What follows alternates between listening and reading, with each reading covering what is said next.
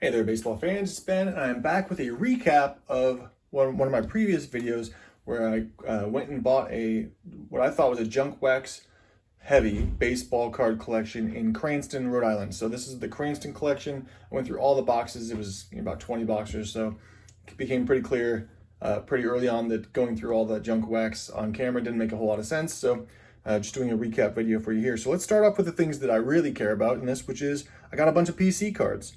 So I PC about 4 players in baseball. Got some Mark Grace cards I didn't have before, specifically this one. Handful of other Mark Grace cards to add to my collection there. Got an even taller stack of Ryne Sandbergs. I did not have this yellow 1990 Classic. And I've got some, a bunch of other Ryne Sandbergs in here, so that was a good pickup. Some Sean Dunstons. I didn't have a few of these Sean Dunstons either, so this Stadium Club one. So again, a bunch of Sean Dunston cards in here, and then some Iowa players that I always like to pick up for Iowa Hawkeyes. And then some Nolan Ryans. I did not have this classic Nolan Ryan, as well as this yellow 1990 Classics that has a Chipper Jones at the bottom too.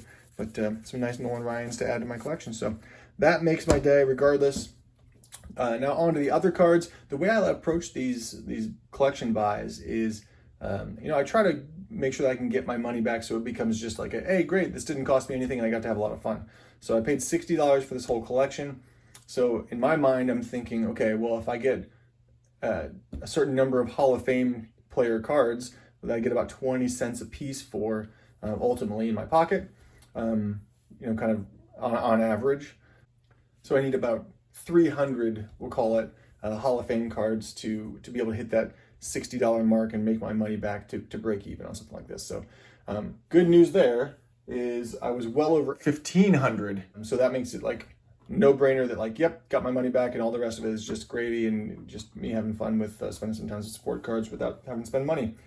Plus there were 3 complete sets in there, a 1989 top set, a 1987 top set, and a 1990 top set. So, at minimum, you get about $10 a piece for those. So there's $30 there. And then the rest of it is just on top of that. So like I said, pretty happy with that. So let's go through a few of the cards I found that were interesting. So here are a few Hall of Famers or interesting cards from the Hall of Fame baseball world. So a couple Trevor Hoffman rookies, Carlos Delgado rookies here. Got a Bobby Abreu right here in the kind of a AAA minor league piece there. Johnny Damon, a couple rookie cards there. Paul Konerko. And this one is one of 45,000. Amazing. So draft pick card there for him. Another Paul Konerko. This is the gold 4-sport. Jim Thome rookie. There's an A-Rod classic 4-sport collection there. There's a few Jeters in here. Rookie class there. A classic best. And a Bowman, like the gold for the rainbow foil, some kind of foil card there. And a bunch of Garrett Anderson rookie cards. I'm not sure why, but there's a lot of Garrett Anderson rookie cards. So that's good. And then some more kind of Hall of Fame or star cards here. A couple Randy Johnson rookie cards. There's a Chipper Jones rookie, that 1990 Classic yellow border. The old John Smoltz 1990 Donruss error card with Tom Glavine actually in there. There's an Edgar Martinez Calgary Cannons card. Funny piece here is that's not Edgar Martinez. That's Tina Martinez. So funny little error there. I think it's uncorrected though. The Dion Primetime Sanders 90 Classic. And then there were a bunch of these first year or 1994 Topps Finest cards in there too. So it's always fun to find those early Topps Finest. Then there were a little bit of all 4 sports, all 4 major sports in there. There were a bunch of autographs. So these are hand signed and numbered hockey autographs. This is 193 out of 2460 for John Lilly. I don't know who any of these guys are, but again, on-card autographs, hand numbered. So that's pretty fun. From the early days of the classics, here's a Monty Williams. Here is a Donnie Marshall, and it ended up with a bunch of these Donnie Marshalls, and it's hand numbered on the back out of 4,000. So out of those 4,000, I've got 1, 2, 3, 4, 5 of them. Then Gartrell Johnson, a couple of those for Colorado State. Not too sure about that. Kelvin Anderson, number 40 out of 7,750.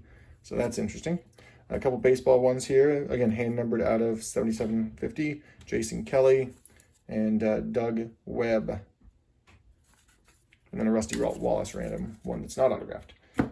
Football, there were a bunch of football ones in here. Here's a stack of some of the better players. This is a Michael Strahan classic 4-sport rookie card, as well as there were a bunch of these Marshall Faulks that are serial numbered here, but out of crazy amounts of numbers. So I don't know if that's very interesting or not. Then basketball had a bunch of, like, a ton of basketball stars. These top two actually kind of make up for maybe 20 or 30 bucks return total. So here's a Power in the Key 93-94 Fleer Ultra Shaq. This one's got some dings up here, so not in great shape, but in okay shape. And then this Jordan Electrified from Skybox is pretty cool, and that one's in good shape. So those are some good finds there. Some other early Shaq ones. Here's a 92 Shaq Flashback Classics. Here are Collector's Choice. And a bunch of these 4-sport classics of him on LSU from 93. And then the Shaq Fu, which I thought was really funny, like the video game version of Shaq Fu, Knuckle Dash. It's a weird card to have. And then some early Shaq stuff here. And a couple, kind of low-level Jordans. Anytime you find Jordans, it's always a good thing. Some more of these kind of classic gold standard serial numbered cards. These ones are Jalen Rose. Here's Sean Respert. Just thought this from Classic Assets, but it's one of those clear acetate ones. So I always thought that was interesting. Here's a classic Jason Kidd from when he was with the California Bears. We've got some Fleer metal in here. We also have Rebecca Lobo Classic Assets. That's a clear card. So I thought that was cool too. But beyond that, just a bunch of basketball stars. So to round this out, I was, this is fully junk wax era stuff, but there were a handful of what we'll call vintage, meaning pre-1980, including a 1978 Thurman Munson, which is nice. I'll take that. A second year Jerry Kuzman from 1969. A couple of 1967 cards here of Jack Hamilton and Ken Boyer. A 68 second year Tug McGraw. Ray Fosse from 74. And then this Al Rosen here. So back to the 50s here. So just really a nice little collection, and then a bunch of 70s cards. But, all in all, cannot complain about this collection. Definitely worth the 60 bucks I paid. And really enjoyed going through it. So I hope you guys enjoyed seeing this recap. And, keep your eye on Facebook Marketplace for those screaming collection deals. And, pop in there. You never know what you're going to get. See you next time.